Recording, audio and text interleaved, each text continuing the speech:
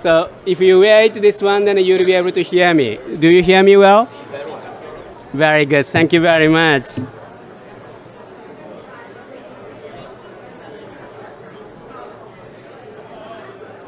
Excellencies, distinguished delegates, ladies and gentlemen, and dear friends, welcome to the grand opening of the Forest Pavilion at UNFCCC COP29 in Baku. This is going to be the first time that we're having the Forest Pavilion for a long time. So really appreciate your presence here, and really because of you, we are able to have this one. So thank you dearly. For your participation contributions. And of course, we need your energy to bring forest to the top of the table. So for this one, thank you. Yes. We have a very long list of distinguished the participants to be able to share the remarks. So without further ado, may I welcome Dr. Juliette Biao, Director of UN Forum on Forest Secretariat at UN DESA. Dr. Biao, over to you.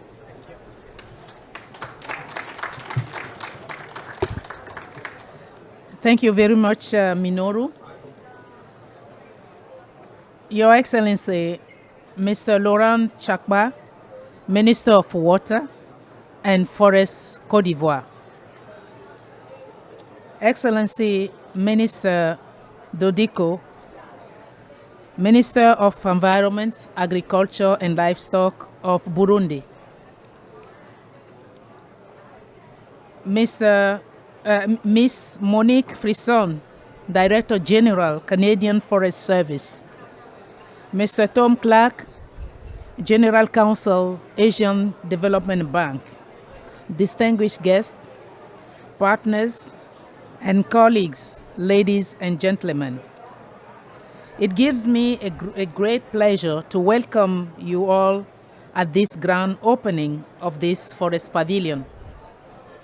I wish to express my sincere gratitude to all our partners for continuing our strong cooperation and collaboration and all the hard work put in place over the past 12 months since COP28 in Dubai to make the Forest Pavilion a reality.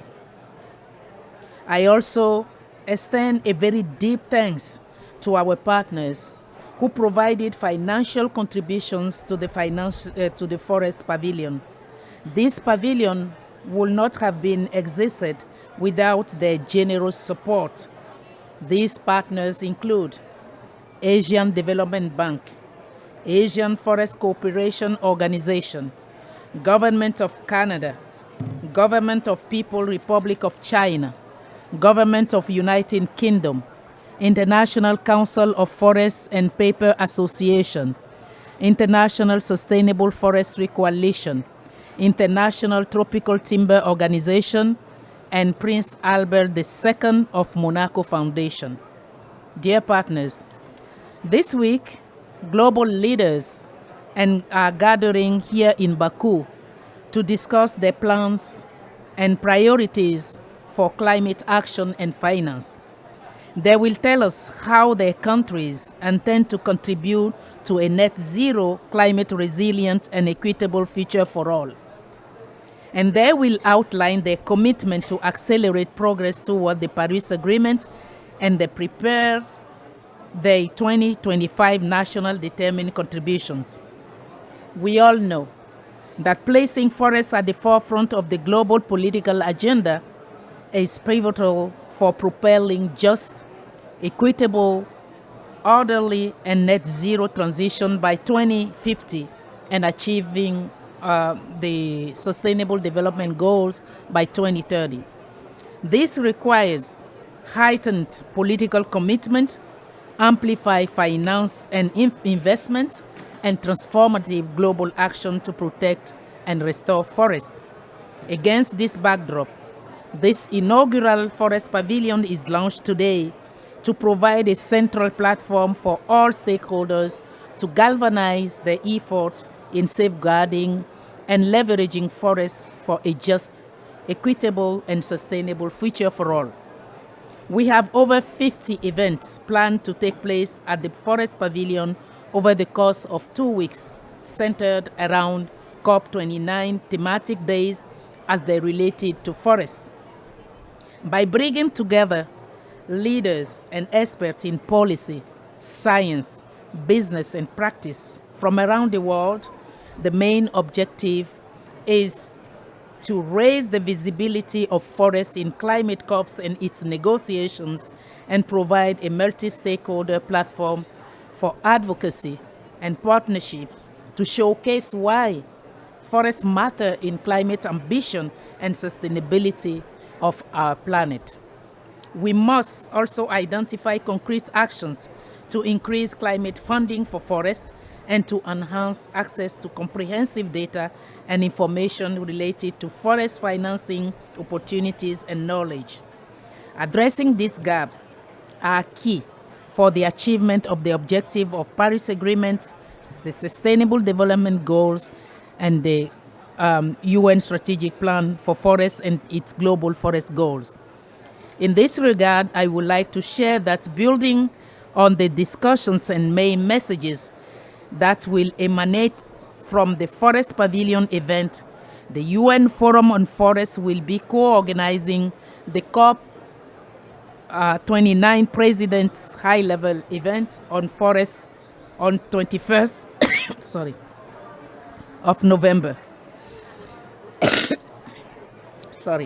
I'm pleased to invite you to this high-level event, which will focus on forests for climate, nature, and people, harnessing climate finance for forests, and engage a group of ministers and senior representatives for countries, international and regional organizations and stakeholders to discuss next steps to scale up actions to harness climate policy and finance for forests and apply innovative policies and data to facilitate access for forest financing. Ladies and gentlemen, dear colleagues, your participation here today sends a strong message that without ambitious forest-based climate actions, we won't be able to turn the tide on the Paris Agreement and achieve a sustainable future for all. We must step up and act on our ambitions rather than curb them. Over the next 10 days, I look forward to the insights and perspective that we'll provide and learn from each other. The UN Forum on Forests stands ready to continue to support, to take forward these conversations in our journey to COP30 and beyond. I thank you for your attention.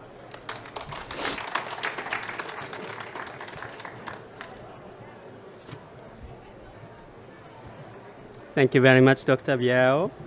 Now we have two guest speakers. May I introduce first His Excellency Dr. Prosper Dodico, Minister of Environment, Agriculture and Livestock, Republic of Burundi. Minister, over to you here.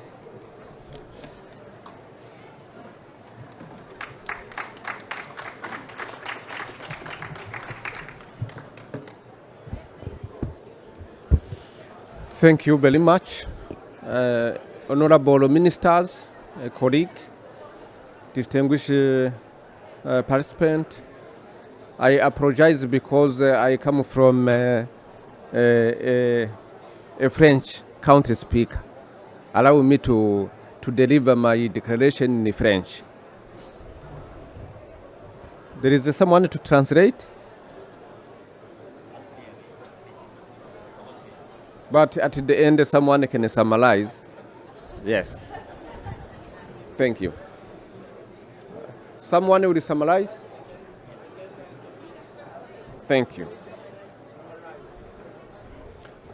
D'abord, nous tenons à nous excuser parce que le vice-président qui devrait être ici a une réunion urgente et m'a délégué pour délivrer son message. Et puis, je tiens aussi à vous remercier pour cette invitation parce que le thème que vous avez choisi, le pavillon pour les forêts, c'est un thème important et qui attire l'attention de tout le monde.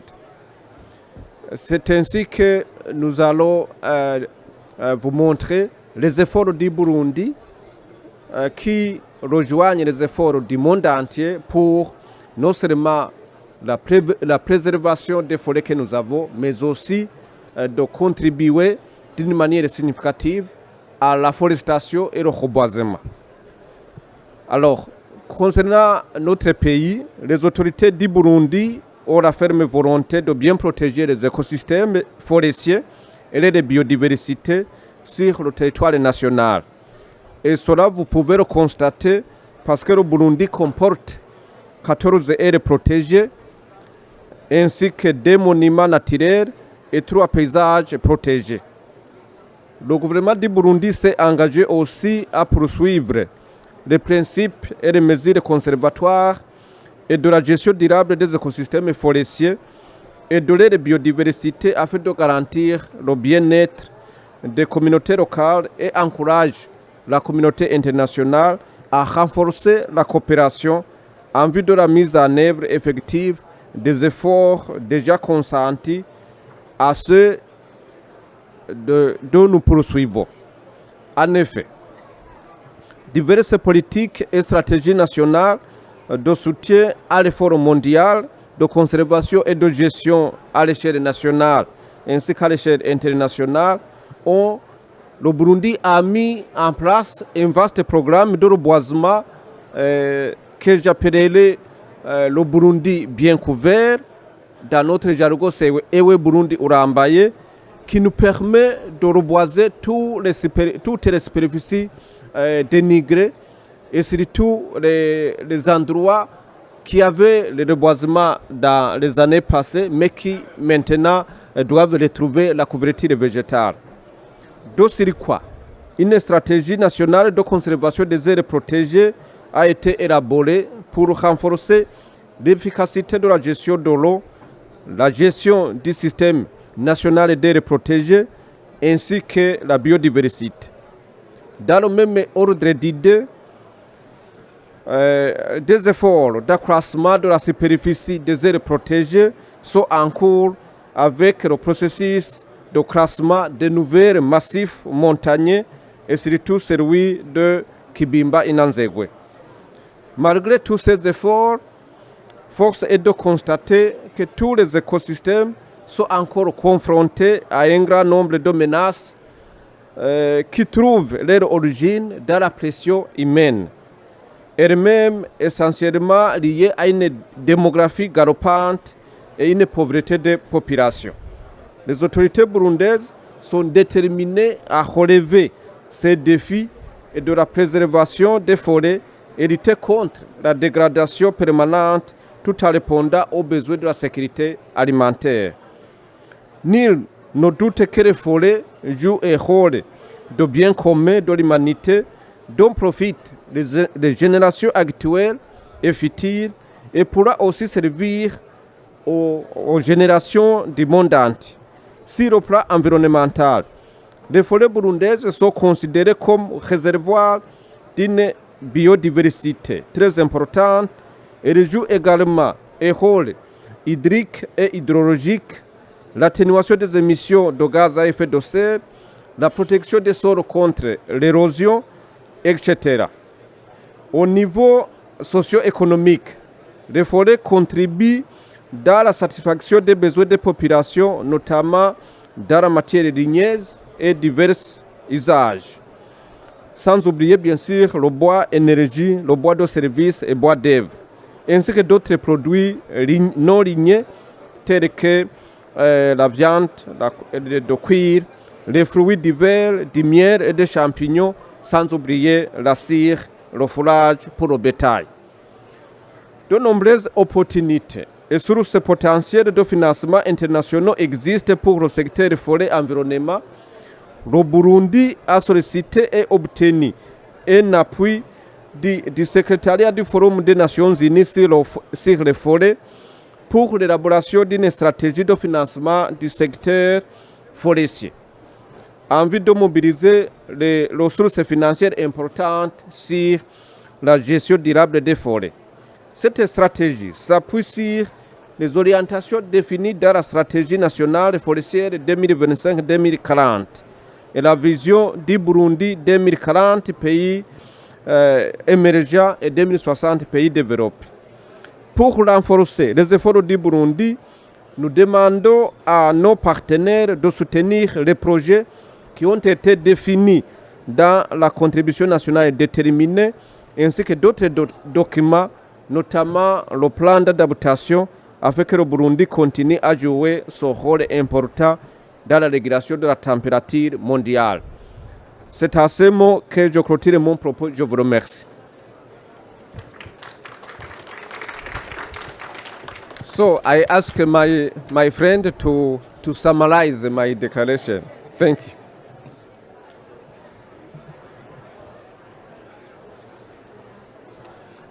Thank you. Thank you. The Minister of Environment of Burundi, in his speech, has said that it is a great pleasure for him for the topic you choose for the global forest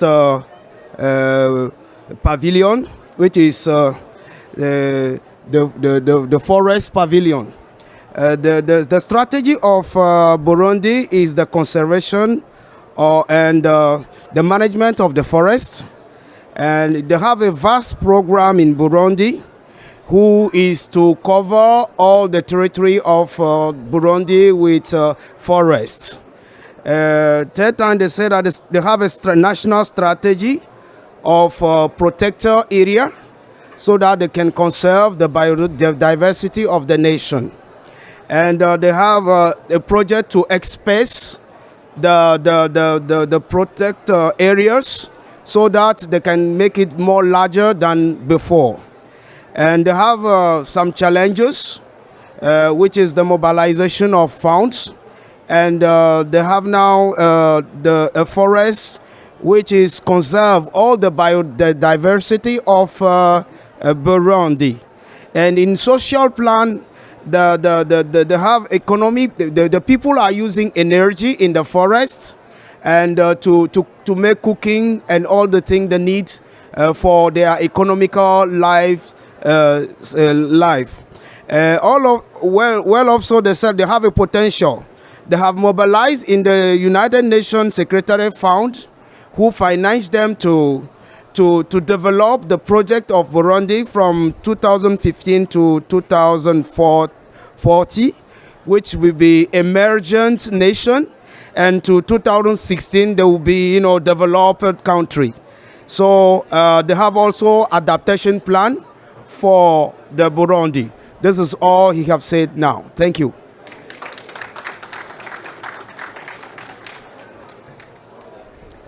Thank you very much, distinguished minister. May I now turn to another distinguished minister, His Excellency Mr. Laurent Chavap, Minister of Water and Forest, Côte d'Ivoire. Minister, over to you.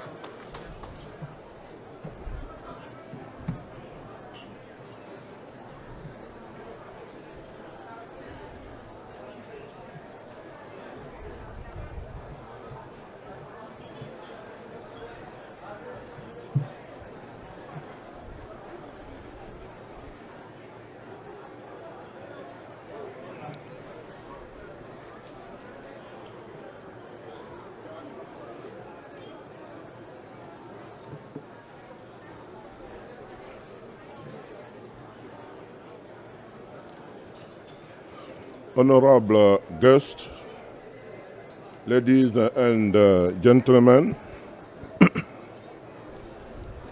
I'm particularly honored to participate in this opening ceremony of the Forest Pavilion of COP29 on climate.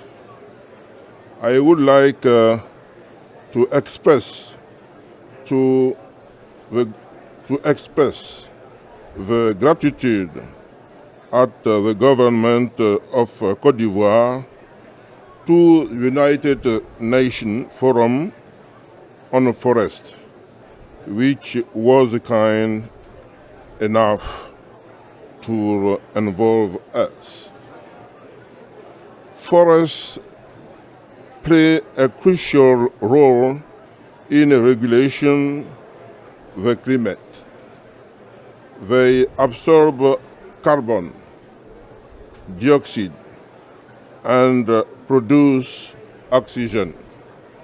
Indeed, forests are at the earth of the entire climate problem and are therefore called upon to play a leading role in the search for solution to the global climate crisis. That humanity is currently very relevant to give the forest its rightful place at this global meeting, whose purpose is to agree on concrete action to save our planet.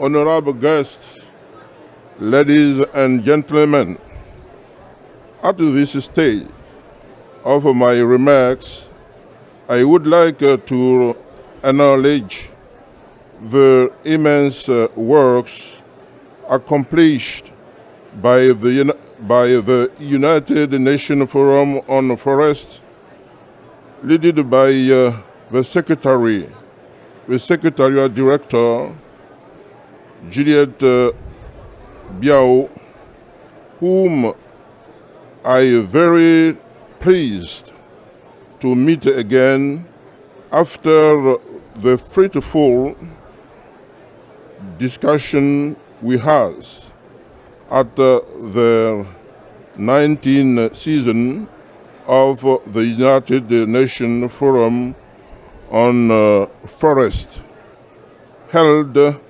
last May in New York. The perspective that we have identified together will certainly contribute to mobilizing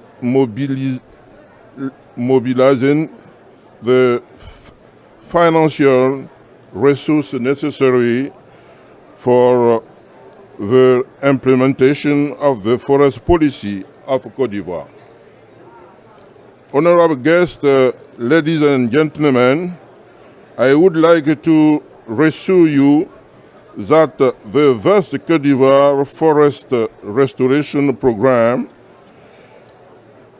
that is currently implemented and which constitute the main element of Côte d'Ivoire's national determination contribution will allow my country to fully play its part in resolving the global climate crisis.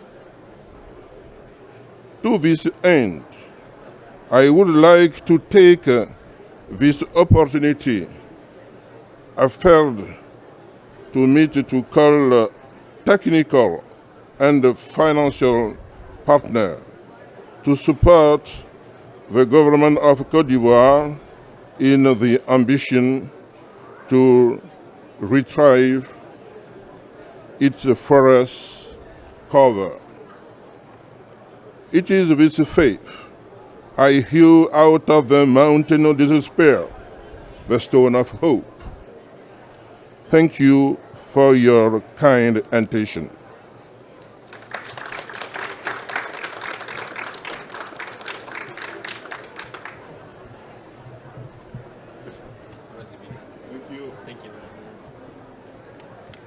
Thank you very much, Minister. Now, this forest pavilion wouldn't have happened without so many partners. Many of them are sitting here. So we hear from some of them their story about how they contributed and how they're using this pavilion to drive forest agenda, forest action forward. First, May I now turn to Ms. Monique Frisson, Director General of Canadian Forest Service. The Canadian Forest Service served as the chair of the Forest Pavilion Organizing Committee. Over to you.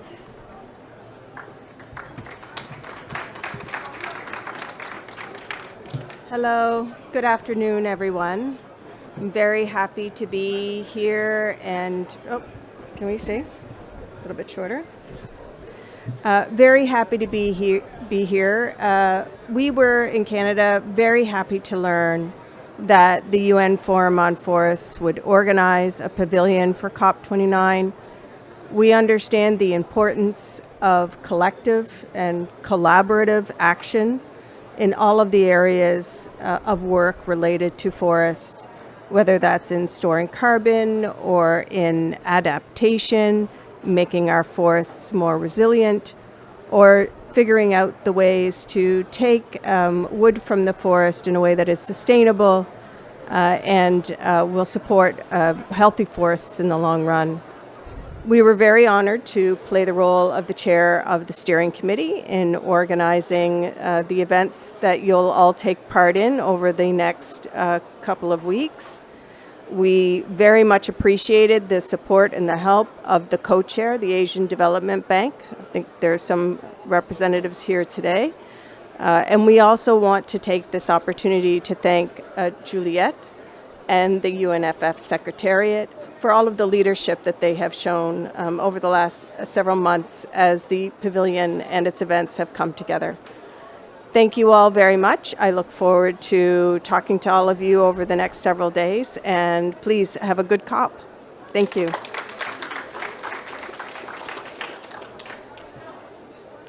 Thank you very much. Now, may I now invite Mr. Thomson Clark, General Counsel, Asian Development Bank, and ADB served as co-chair of the Forest Pavilion Organizing Committee. Over to you.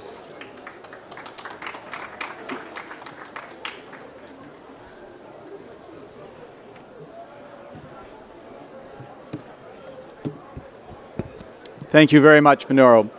Dr. Juliette Bao, distinguished ministers, Honorable Chief Justice Antonio Benjamin of Brazil, fellow partners, and indeed fellow stewards of the earth, because that is what we are. That is why we are here. My name is Thomas Clark. I'm the General Counsel of the Asian Development Bank, and it is an incredible privilege for me to be standing here with you for the Asian Development Bank to collaborate with the UN Forum on Forests and other partners to launch this inaugural Forest Pavilion at COP29. Isn't this exciting? We were finally here after so much planning. Now, I think we all know that the forest crisis is a multifaceted problem. I mean, we know that we're in the midst of a triple planetary crisis with climate, with biodiversity loss, with pollution. And the forest is critical to solving all of them. And as a result, this is a multifaceted problem which requires multi-stakeholder solutions. And ADB sincerely congratulates you, Dr. Bao, and your entire fantastic team at the UNFF Secretariat for the vision in establishing this forest pavilion to bring all of us together, to bring us here today and shed a brighter light on the critical importance of forests, and not just today, but everything we're going to do in the future. Now, we all know that nature, and especially forests, are essential in solving the climate crisis and ensuring that there will be inclusive and sustainable development. But even though we know this, not enough is being done. More, much, much more must be done to increase innovative approaches to the design and the financing of nature-positive solutions, as well as new ways of working together. Now, at the ADB, tackling the nature crisis is a central focus. Why, you might ask? We're a development bank. But nature loss threatens, in addition to so much else, 2/3 of the GDP in the Asia-Pacific region where we operate. So you see, there's no conflict. Please don't buy into the idea that there's a conflict between nature and economic development. It's the opposite. Rather, there can be no economic development. There can be no improving the lives of the poor and the vulnerable unless we are protecting the climate and our natural environment.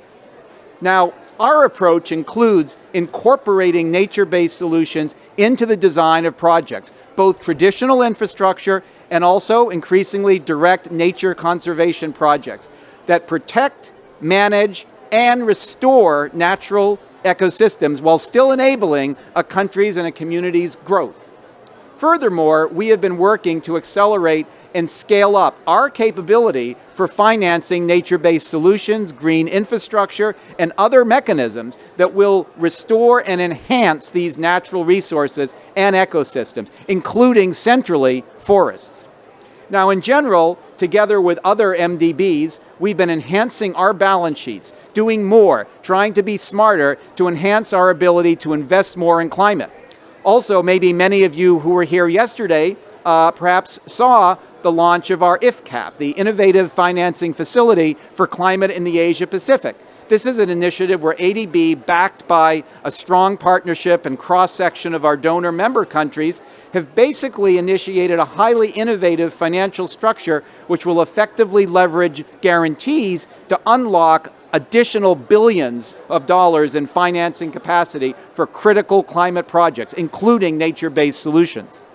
Now, with even more specific focus on nature, ADB has recently launched the Nature Solutions Finance Hub for Asia and the Pacific, a collaborative platform in developing innovative solutions to address the intertwined crises of nature and climate. The objective of these projects through innovative financing approaches such as blended finance options, impact-linked payments, and guarantees and collaboration is to advance financing and to help support our conservation partners. Lastly, I would be very remiss if I did not mention the Model Forest Act initiative, lovingly known by some of us, especially you, Justice Benjamin, as MOFI. And this initiative is supported by ADB's Law and Policy Reform Program, proudly supported and managed by our Office of the General Counsel. It is another innovative example of global partners coming together to systemically address the need for urgent expertise and economies that needed by countries, especially developing countries, in the design of a modern forest legal framework that will meet 21st century challenges such as climate change and biodiversity loss. And I just salute my colleague, Christina Pak, who heads our Law and Policy Reform Program, who has worked tirelessly to advance MOFI together with so many of our partners. Thank you for all you're doing. And we would ask you to please join us at the Forest Pavilion right here this Friday afternoon to learn more about the Model Forest Act initiative and ways to collaborate. In conclusion, I urge all the partners, please, here to continue to work together to leverage our collective knowledge, resources, and most importantly, our determination to help achieve the global forest goals. Thank you so much, and I look forward to engaging with all of you in the Forest Pavilion throughout this COP29. Thank you very much. Thank you. Thank you very much, Tom. Appreciate it very much. Now, may I turn to a very important partner of the Forest Pavilion and Forest Action in general as well, Dr. Wang Xuan, Executive Director General of the International Cooperation Center, National Forestry and Grassland Administration, People's Republic of China.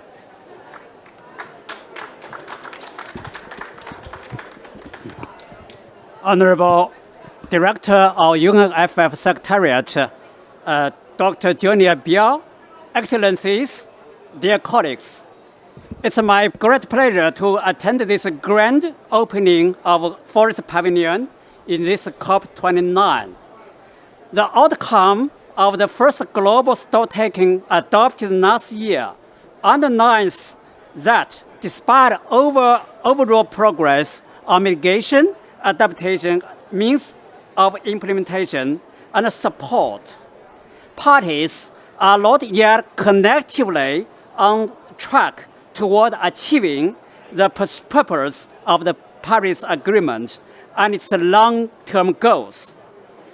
The latest UNEP emission gap report delivered a clear message that to avoid the present trajectory of a temperature increase far beyond 2 degrees Celsius over the course of this century, nations must use COP29 in Baku as a launch pad to increase ambition and ensure the new nationally determined contributions collectively promise to almost halve greenhouse gas emission by 2030. Therefore, it's time for the global community to change the course. To change the course, we must recognize that without forests, it's impossible for the world to reach the temperature control goals defined by the Paris Agreement. In the context of more than halfway of the implementation of the UN 2030 agenda, the second NDCs to be presented next year, the complete mid-term review of UN strategic plan for forest from 2017 to 2030, and the implementation of the Kunming-Montreal Global Biodiversity Framework. Having this forest pavilion in the UN SDG Pavilion marks further the acuteness of the UNFF Secretariat in seizing this important opportunity to raising the global visibility of forest-based solution to the triple planetary crisis. We appreciate very much the initiation of the UNFF Secretariat and the joint efforts of multi-stakeholders in making the WISE initiation being a reality in this COP29. The grand opening of the Forest Pavilion reflects further the common concerns and the strong solidarity of the multi-stakeholders in these joint efforts for the preparation of this pavilion. We would like to express our warm congratulations to the UNFF Secretariat and our partners for the successful launch of the Forest Pavilion, and hope the discussions within the Forest Pavilion in the following days will be very fruitful, expanding effective forest action in the next round of the NDCs and strengthening the effective implementation of UN Forest instruments in addressing global triple crises at now and in the future. I thank you very much.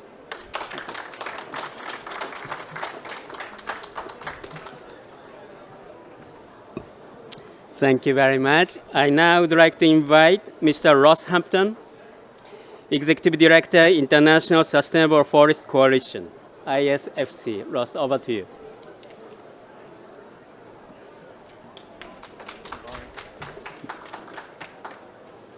Borrow this. And I'll explain why towards the end. But look, let me say thanks so much for the introduction, ministers, distinguished guests, justice, and ladies and gentlemen, and all those who love forests and forestry and all that goes with forests and forestry, which we're going to come to in just a moment. Thank you for being here. Of course, thank you to the amazing Secretariat led by Dr. Biao, Minoru, Rio. We could not have got here without you. We are so appreciative. And what's happening here, of course, is we're just manifesting, my kids use that word a lot, I don't know about yours, manifesting what is actually really taking place here and has in many other COPs, and that is that forestry and everything you get from forests has underpinned the COPs, but we haven't been visible. I mean, we all walk in every day, don't we, through those, under those timber beams that are holding up the front entrance, and then we walk around and we have events in these pavilions all with forest fibre, and we eat from fibre-based instruments as well. So forestry has been a bit invisible in the COPs, and thanks to Dr. Juliette Biao and her team, we want to put ourselves out there on the front. Why do we need to do that? Because forests and forestry and all we get from it are the only way we are going to get to the SDGs. All of those SDGs, every one of them, is underpinned by forestry, or at least has some connection to forestry and forest products. The Global Forest Goals, of course, are all about forestry. The Glasgow Declaration is all about forestry. Everything that we're hearing from Brazil as we lead up to the next COP, so much about forestry and the circular and the social bioeconomy. And so we have to we have to lean into that space and we have to explain to people how we can do it all. And that's what brings me to this. I mean, if we don't pivot to a circular bioeconomy that's fibre and bio-based, then all of these SDGs and all of our global ambitions around climate will come to naught. I think you all know that. You're here at COP. The UNEP put out a report only a month ago saying that we are well short of any trajectory towards 1.5. They said we're 40 gigatons short, and they said that forestry and forest products can contribute 12 gigatons of that gap, 25%. And they said things like, if we don't pivot away from plastics, we're going to outweigh the fish in the ocean by 2060. The plastics in the ocean could outweigh the fish in 30 or 40 years. We're building a city the size of Paris every week.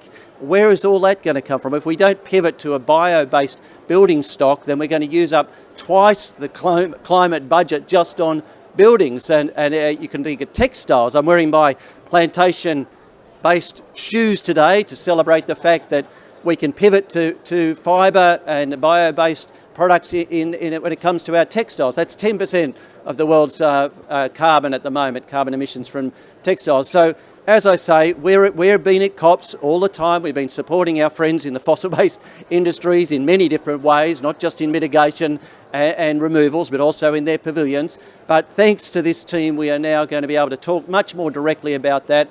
And it's not just a nice to have, it's absolutely a must-have. The fish need it,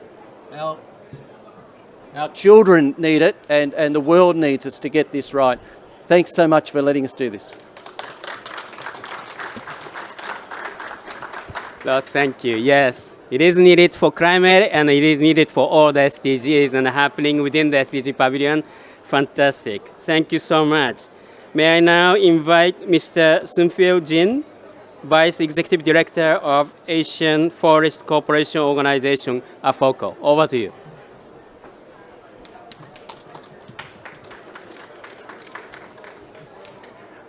Distinguished Excellencies, esteemed colleagues, valued partners, and honored guests.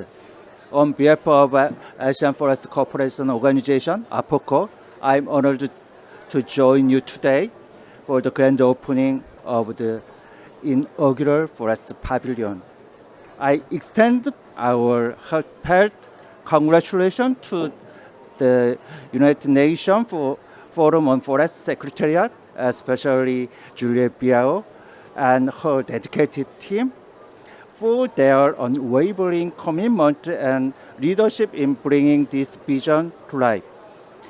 The journey toward this pavilion began at COP28 last year, when Juliette shared her inspiring idea of creating a forest pavilion during an impromptu conversation on an outdoor bench without even a cup of coffee or the form of a meeting room. Since then, AFOCO has been privileged to support and work alongside the UNFF in transforming this idea into today's milestone. This pavilion now stands as a beacon of hope, unity, and purpose at COP29, symbolizing the critical role of forestry in addressing the climate crisis. The pavilion's launch is timely and essential as we confront urgent challenges with the climate and sustainable development goal. By placing forests as the heart of the global agenda, this pavilion supports our shared commitment to the global forest goal, advancing the Paris Agreement and 2030 agenda. Through themes like partnership, finance, and innovation, it provides a unique platform to inspire meaningful action for a net zero and resilient future. AFOCO is dedicated to this mission as a regional organization promoting forest cooperation across Asia. We work closely with our 17 member countries to improve forest policies, empower communities, and build climate resilience. Together, we work to halt and reverse deforestation for sustainable livelihood and pave the way to a natural future, one that is fair, resilient, and sustainable for all. Today marks the beginning of the stronger united front for forest and sustainable development. APOCO will continue to work with each of you, advancing the global forest goal and promoting a sustainable and climate resilient future for all. May the Forest Pavilion serve as a legacy of inspiration and progress that guides you forward. Thank you very much.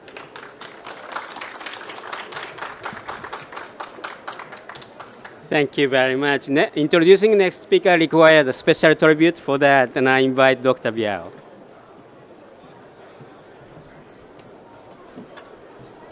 Thank you very much, Minoru.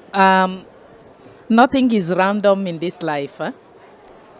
Justice Benjamin is among people who really contribute to this initiative from the beginning in the reflection. And guess what? We are launching the inaugural Forest Pavilion today, and today is his birthday. Please join me in singing Happy birthday to you, happy birthday to you, happy birthday to you, Justice Benjamin, happy birthday to you. So every year you will be celebrating your birthday. It will be the celebration of the Forest Pavilion. Please join me.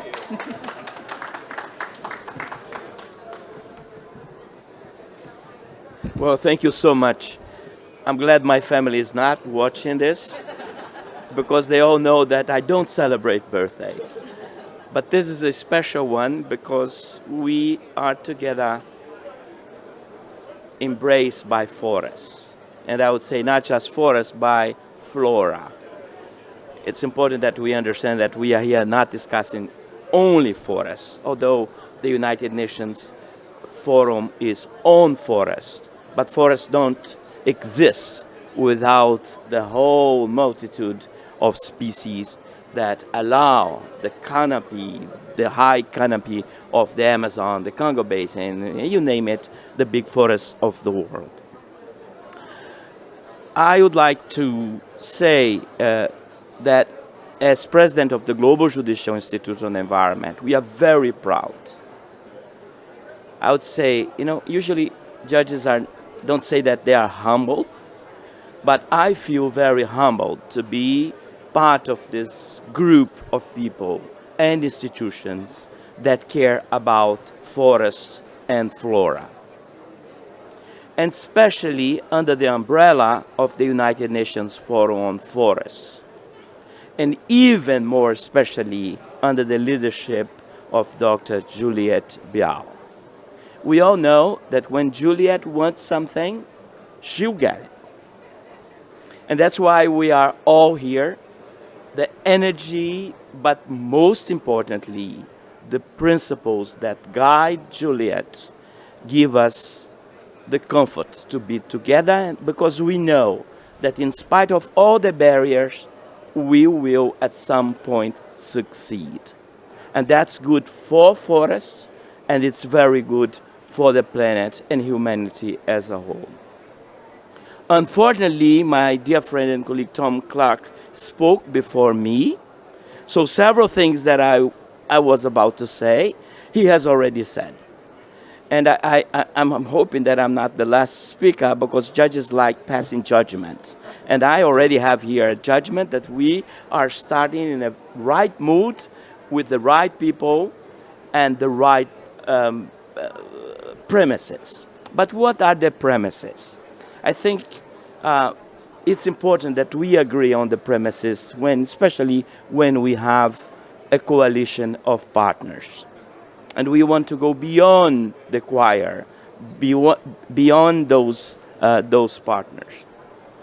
The first premise, I think, that brings us together here was already said by several speakers, is the centrality of forests.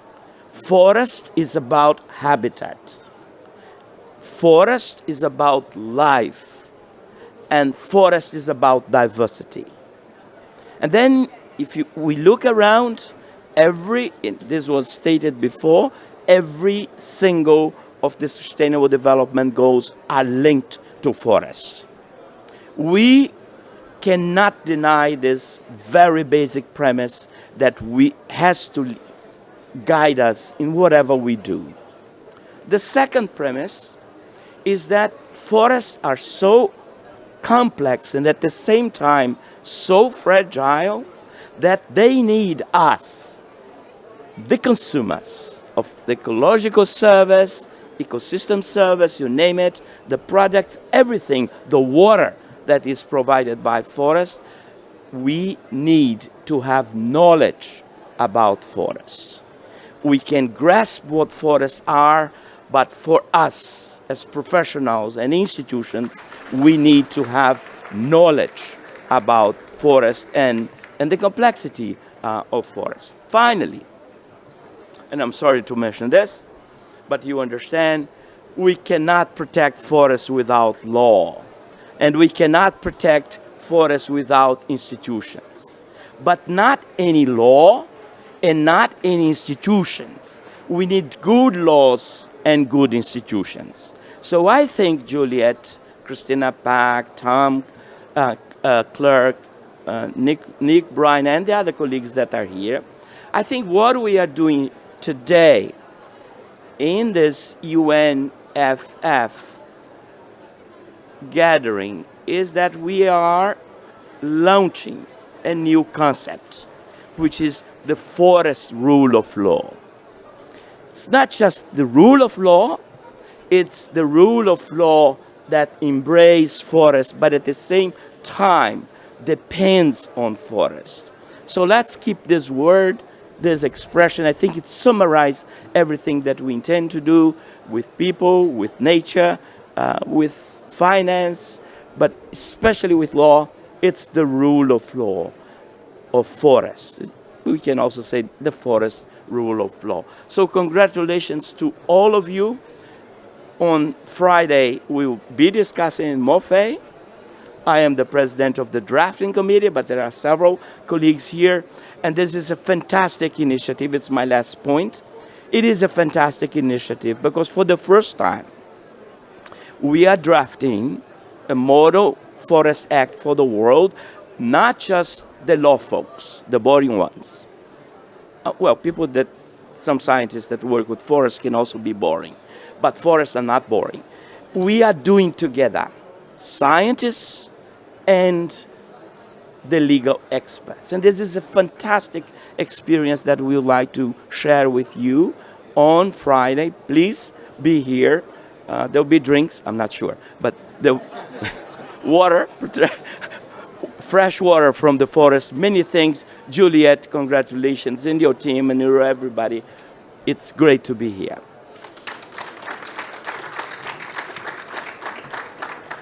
Thank you very much, and thank you very much again. Congratulations to you, Justice. Right. May I now invite Mr. Kubota Osamu, Deputy Assistant Minister for Export and International Affairs Bureau, Ministry of Agriculture, Forest and Fisheries of Japan. Mr. Kubota, over to you.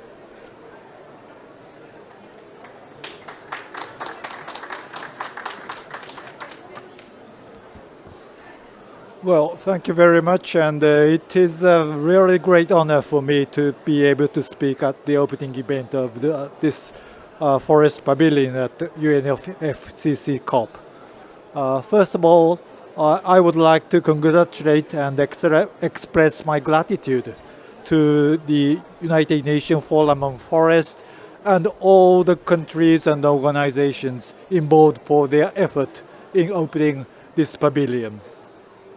As previous speakers said, that the forest is very important in the sense that the forest are sinks and reservoirs of greenhouse gases.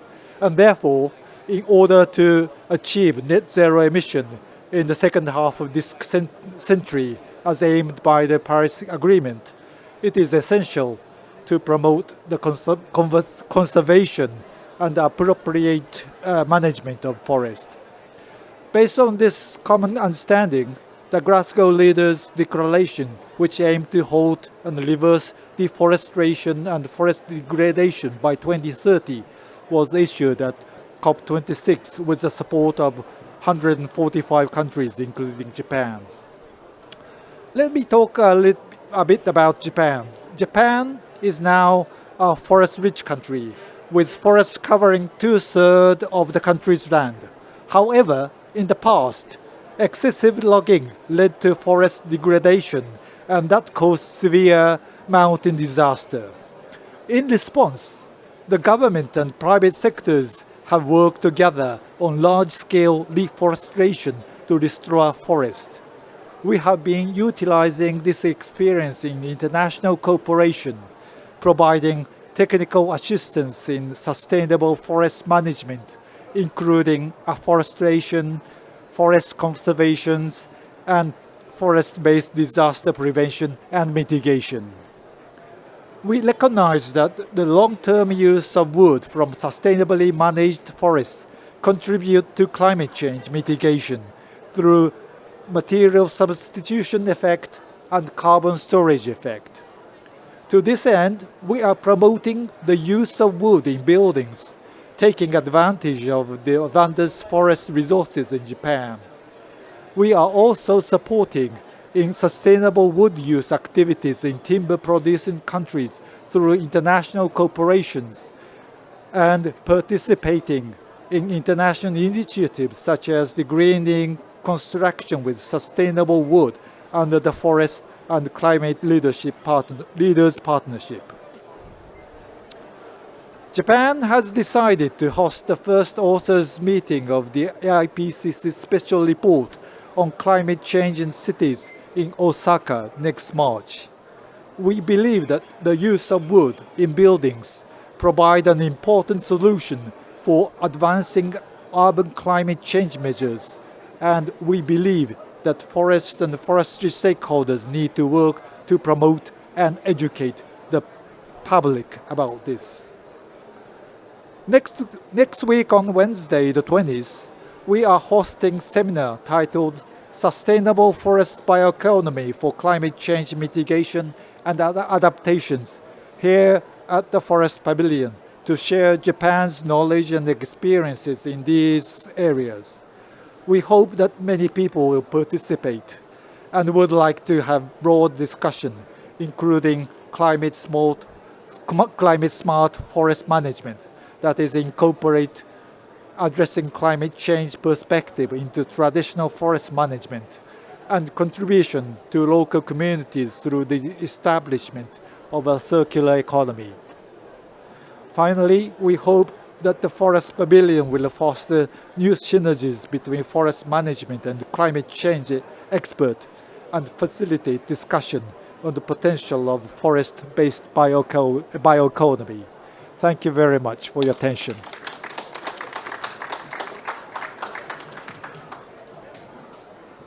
Thank you very much. どうもありがとうございました。May I now invite Ms. Jennifer Conje, Director, Division of Forest Management of the International Tropical Timber Organization, ITTO. Over to you.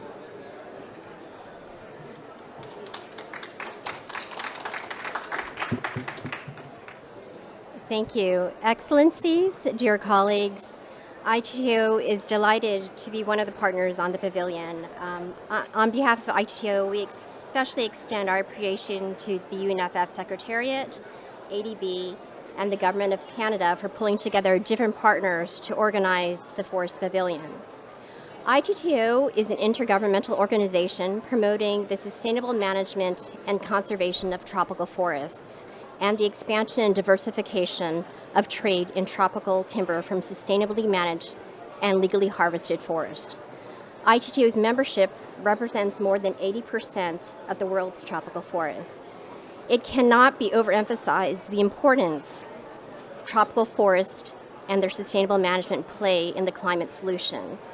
Tropical rainforests act as significant carbon sinks by storing 46% of the world's terrestrial carbon. they are also home to millions of people who rely on them for livelihoods. Both aims must be balanced to ensure sustainable and resilient nature-based solutions. Previous speakers have already eloquently spoken on why it is critical to keep forest on the radar screen in climate talks. Afforestation and reforestation have become integral components of climate mitigation strategies worldwide. However, despite forests and the forestry sector's many contributions, the share of climate financing channeled to forestry was only around 4% of the total climate financing from 2009 to 2019, based on findings in FAO's State of the World's Forest 2022. The world's forests are increasingly threatened by land use competition for other uses like agriculture, illegal logging, increased pest and disease outbreaks, and a dramatic increase in the severity and incidence of forest fires due to climate change. A recent study by the University of East Anglia revealed that carbon dioxide emissions from forest fires surged by 60% globally since 2001. COP29 is known as the financing COP. If we hope to have a chance to sufficiently address global deforestation, ensure sustainable and legal forest product supply chains, and to sustainably manage forests so they remain healthy, to deliver on numerous ecosystems, for climate regulation, water and soil quality, habitat and biodiversity conservation, cultural and spiritual values, and numerous products from construction, fiber, food, and medicines that human relies on, we must invest in it. The different days of the pavilion will highlight forest and the forest sector's contribution to environment and to society, the opportunities and challenges they face as nature-based solutions to climate change. ITTO is pleased to work with FAO and the government of Japan in co-leading the Sustainable Forest-Based Bioeconomy Day for Climate Adaptation and Mitigation, to be held next week on November 20th. Across various mythologies and literature, trees are symbols of strength, stability, growth, and most notably, the interconnectedness of everything. We welcome your active participation in the pavilion's events, especially those of you that are outside of the forestry community, from the financing, energy, and the agricultural sector. The solutions to this climate crisis are dependent on us working together. Thank you.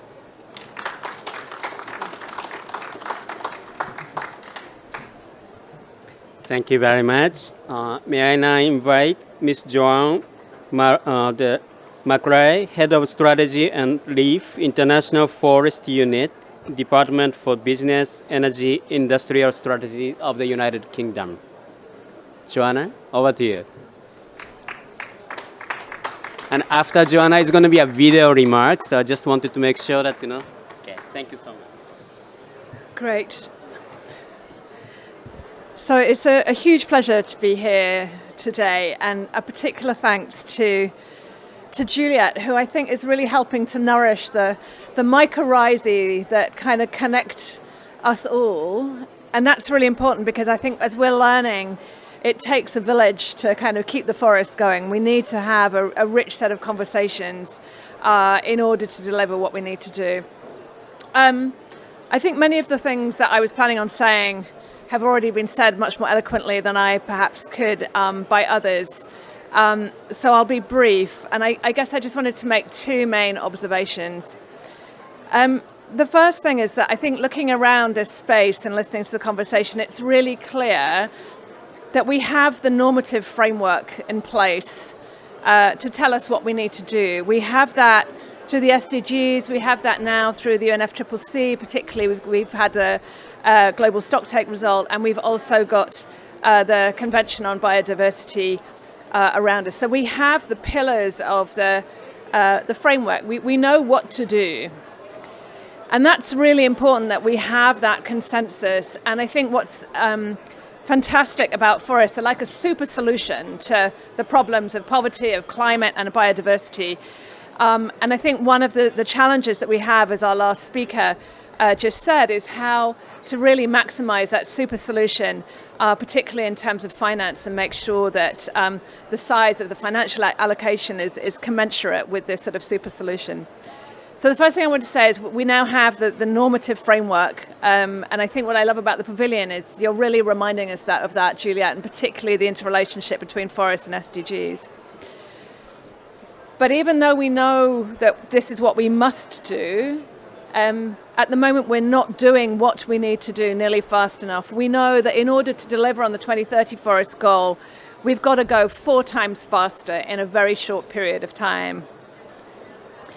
And so I was just thinking as colleagues were speaking, what is it that's going to enable us to speed up? And I think the first thing that just strikes me is around collaboration. And again, listening to the conversation, there's this rich set of collaborations going on between governments. We're seeing that with UNFF. We're seeing that through the Forest and Climate Leaders Partnership, which the UK is delighted to be taking on the co-chair of this year. And there's a huge range of other partnerships that have been referred to here. So the collaboration, I think, is going to be really key. And we need to thicken that network of action and of collaboration and partnership. The second piece I think we're going to need to do is to think a lot about finance. And I think going into Balan in particular, there's a real opportunity to think about the basket of instruments that we're going to need. There is no single financial magic bullet that we can draw on. We're going to need to draw on a rich array of instruments, whether that's carbon markets, whether it's working more with multilateral development banks and leveraging more of that finance. There's a whole range of instruments that we already have and that we're going to need to innovate on. I think the third piece, and again, this has been a great thread of the conversation, is around governance. We've talked a lot about the legal framework. I think from our perspective, we'd also like to see much more attention to enabling Indigenous people and local communities to access finance more directly and for their rights to be protected.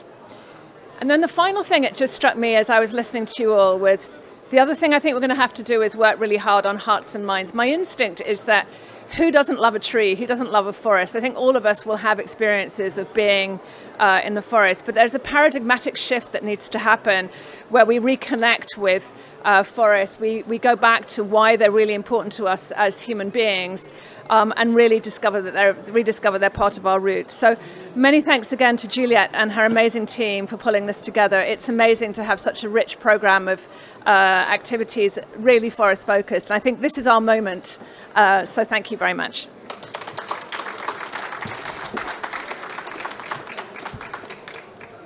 Thank you very much. Now we are going to have a video message from Mr. Wu Jinmin, who is the chair of the Collaborative Partnership on Forest and director of FAO Forest Division. Excellencies, distinguished participants, ladies and gentlemen, a very warm welcome to you all to the opening of the Forest Pavilion at COP29 in my capacity as chair of the Collaborative Partnership on Forests, the CPF.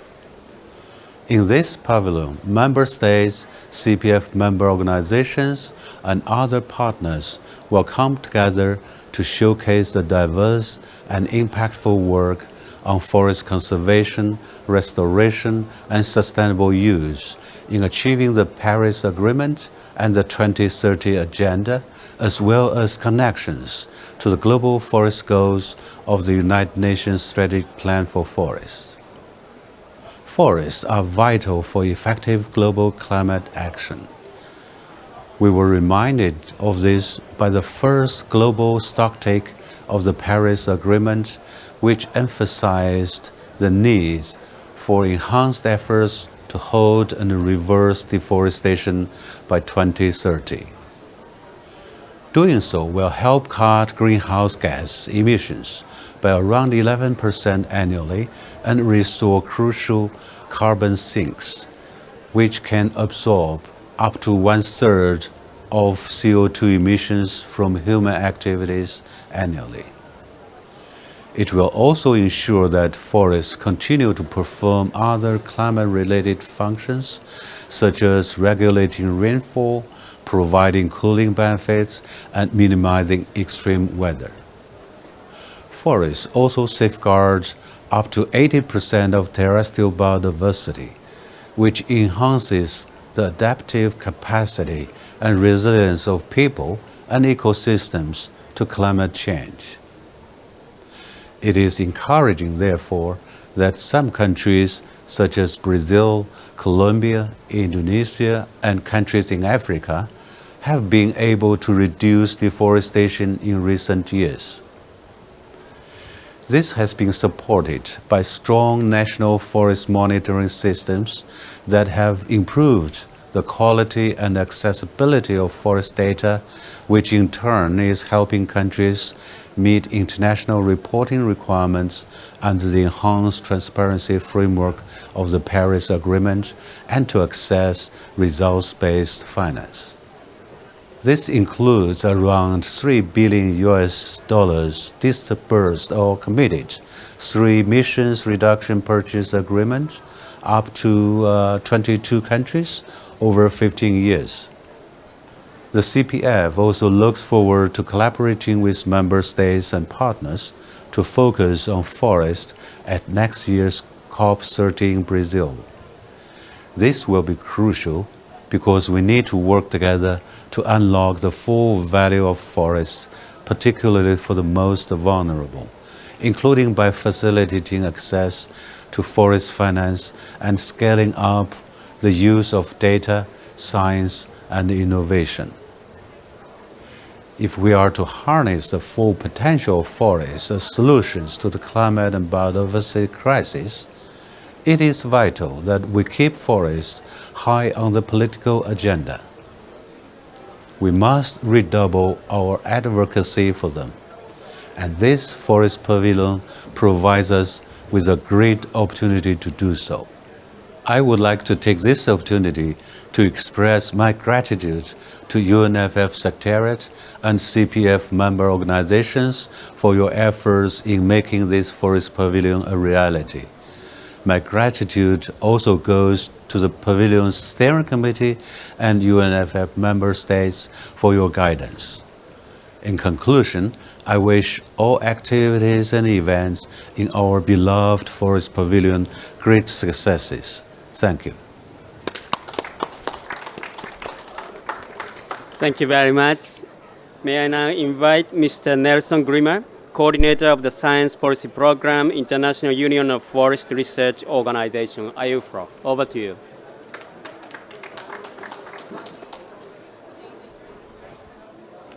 Thank you for the introduction. Ladies and gentlemen, it is an honor to be here today as we officially open the first Forest Pavilion in the United Nations Climate Change Conference.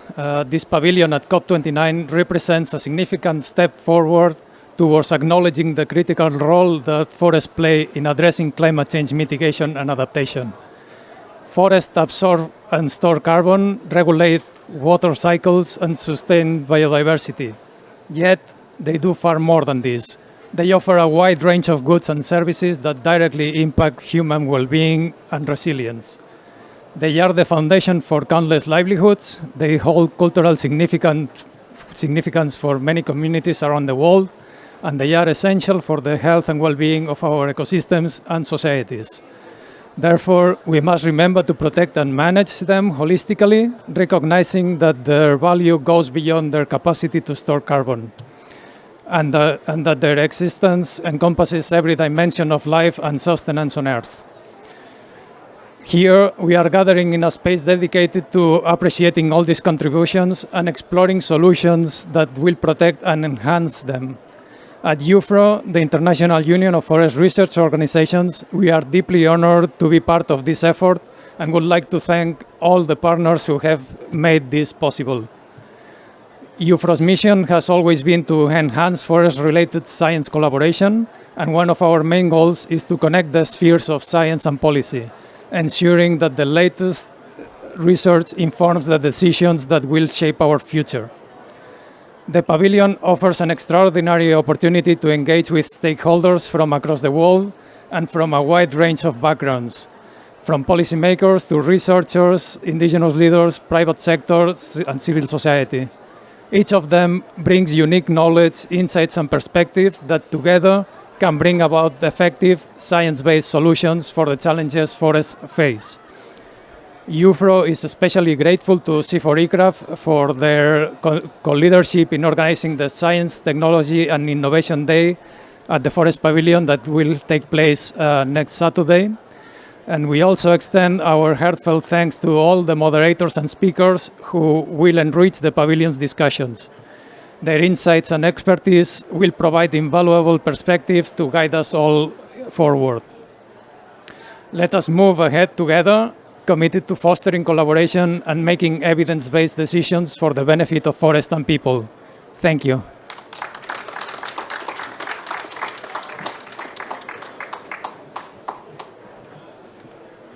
Thank you very much. I now invite Mr. Christopher Matthias, Interim Team Leader for Climate Change, Energy and Low Carbon Development, Center for International Forest Research and World Agroforestry. Over to you.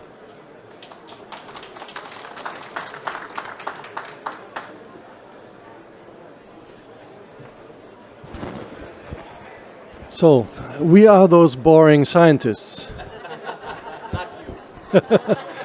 Thank you.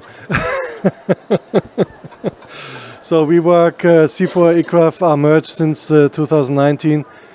We work on forests and agroforestry, so we have both sides of we have the standing forests and we have the tools for the restoration in our hands. So that's what we contribute to countries, to any players who works on forests, reforestation, sustainable management, to bring science, to bring knowledge to them and help them design their own policy and their own action. And it's actually my great pleasure to be here. And thanks for organizing this great event and what comes as a program for the next 2 weeks. It's my pleasure to be here, and also in the name of our CEO Eliane Walijoro to be part in this endeavor and to be part of this opening. I'd like to put it in the form of 3F: forests, finance, and fairness. So forests, everybody wants to work on forests. We want to restore forests. We want to keep forests standing. And actually keeping forests standing is cheaper than trying to restore them after the fact that they have been cut down. And so we should all work in the first priority to preserve the forests of the world that are still there. But for this and also for the restoration, we need finance, and it is a great effort. A great effort is required to actually make that finance happening and scale it to the size needed. The former director of the German climate program, Iki, he always called that shifting the trillions.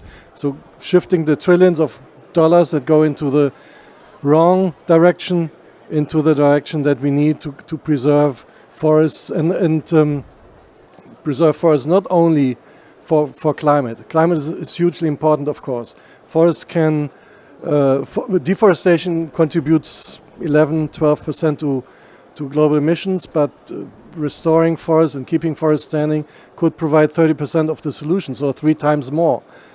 We have heard that before. But this is not the only thing. Forests are hugely important in terms of biodiversity preservation for us. I think we all underestimate how much our lives are intricately linked to forests, to natural, healthy, functioning ecosystems. And I'm saying this also because we are here in the Caucasus, and close by is Central Asia, where forests look quite differently because we have very dry regions, but still they have a hugely important ecological function in these landscapes. So forests are important not only for climate, but hugely important for climate. They're important for biodiversity, they're important for livelihoods of 1.6 billion people. That's almost 20% of humanity. So we need to do something about that. But also forests cannot solve the whole problem. I think that there's also a message that has to come out from us as the forest people to those that are responsible for the other 90% of the emissions. You also need to do your part. We do our homework, but you need to do yours. And so forests, finance in terms of scaling, and fairness, because I think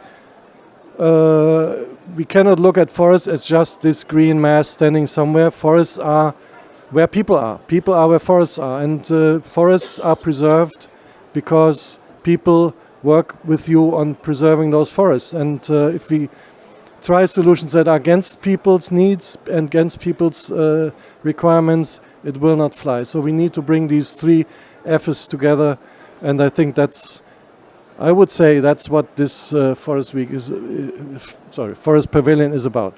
Thank you very much.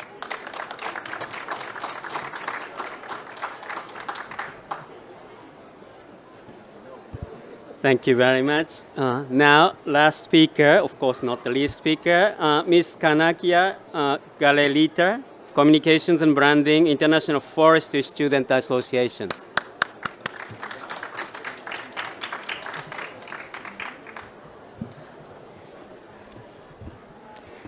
Excellencies, distinguished guests, youth, ladies and gentlemen, I, Chanakia Galerita, am deeply honored to represent International Forestry Students Association, IFSA, here at the opening of Forest Pavilion at COP29. Today, I stand before you not just as representative of IFSA, but as a voice for youth and young at heart worldwide who are passionately advocating for the future of our better forests.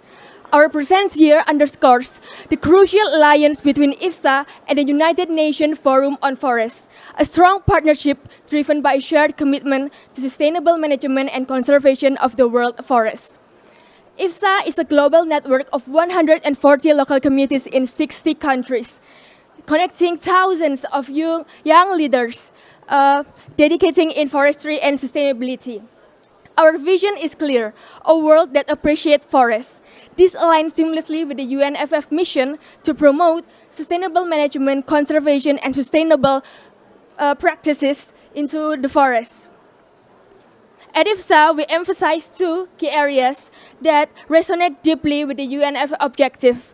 We want to enable students to engage globally and also learning beyond the classroom.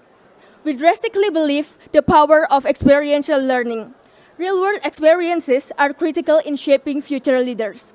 1 week prior I stand here, I led a group of IFSA students in learning visit to April and Riau ecosystem restoration in Riau, Sumatra Island, Indonesia. We participated in hands-on restoration activities, deepening our understanding of ecological peat management and also the role of communities in preserving forests. This experience deepened our awareness of ecosystem restoration, and we are committed to sharing this knowledge and also driving a follow-up collaboration project that promotes environmental sustainability with IFSA Indonesia. IFSA wants the students to engage in a global stage, ensuring youth perspective and our valued advocacy are represented in high-level agenda.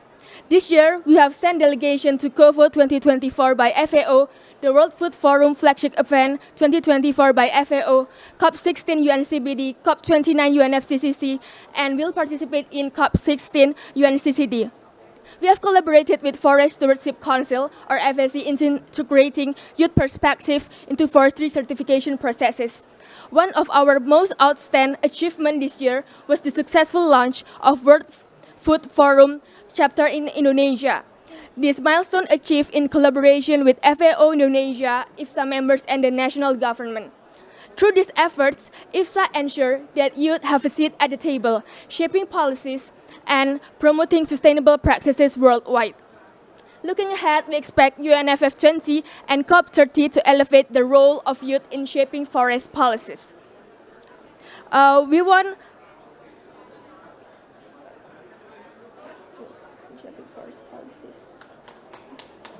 By prioritizing youth-driven innovation and inclusive partnership, we can drive impactful solutions to build better forests for today and tomorrow. For IFSA, our involvement will ensure the next generation of leaders is heard and empowering to address climate change and sustainability and ensuring #No one is left behind.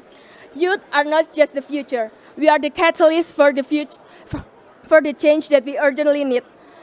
We bring an objective perspective free from biases of political or profit gain. All in all, we can completely see the partnership between IFSA and UNFF showcases the tangible impact of collaboration and shared dedication. By uniting our efforts and embracing innovation, we are ready to address today's challenges head-on. Together, we can foster thriving forests and resilient community by livestock, ensuring a sustainable and equitable future for all by intergenerational solidarity. This is our mission, and it begins with each step that we take today. We thank you.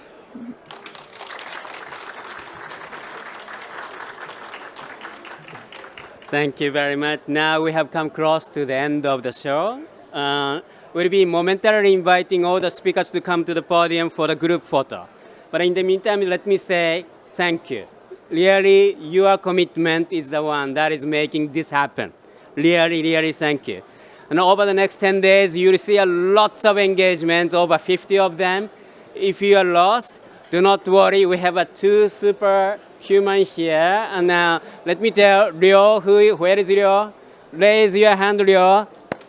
Ryo is the one who put together all the programs. Thank you, Ryo. So ask Ryo if you have a question. And we have Superwoman Edit. Raise your hand, Edit. If you have any question about organization here, please, Edit is the one to go. Also, including if you want to collect more badges, Edit is the one to go. I don't have one, so please. And so with this one, okay, let's get started. And the next 10 days is going to be exciting. Thank you so much.